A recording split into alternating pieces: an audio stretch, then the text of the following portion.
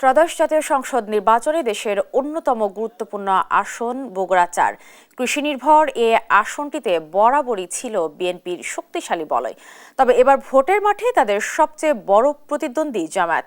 তফসিল ঘোষণার আগে এই দুই বড় দলের প্রচারে ছিল ভিন্নতা আর কেন্দ্রীয় নেতাদের সরব উপস্থিতি।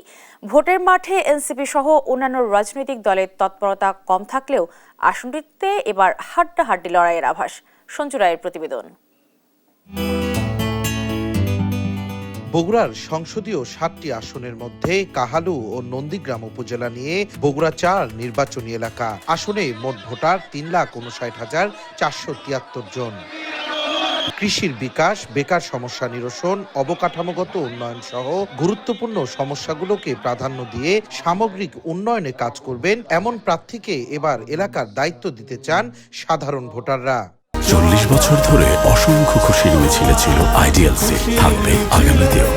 কৃষি নির্ভর অর্থনীতির এই আসনে ভোটাররা এবার কষছেন অতীতের হিসেব আর ভবিষ্যতের সমীকরণ। স্বাধীনতার পর ১২টি জাতীয় নির্বাচনের ৮বারই জয় পায় বিএনপি। এমনকি ২০১৮ সালের নির্বাচনেও জয় পান বর্তমান প্রার্থী জেলা বিএনপির ভারপ্রাপ্ত সাধারণ সম্পাদক মোশাররফ হোসেন। এবারও আসনটি ধরে রাখতে চান তিনি।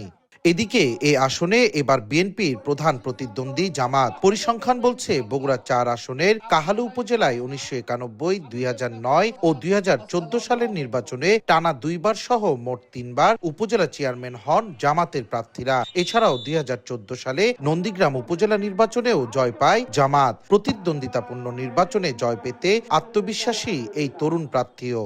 বিএনপি ও জামাত ছাড়াও আসনটিতে ইসলামী আন্দোলন জেলা কমিটির সদস্য অধ্যাপক ইদ্রিস আলী এবং বাসদ থেকে সমাজতান্ত্রিক শ্রমিক ফ্রন্টের জেলা সভাপতি সাইফুজ্জামান টুটুল প্রতিদ্বন্দ্বিতা করছেন। তবে মাঠে এখনো তৎপরতা দেখা যায়নি এনসিপি।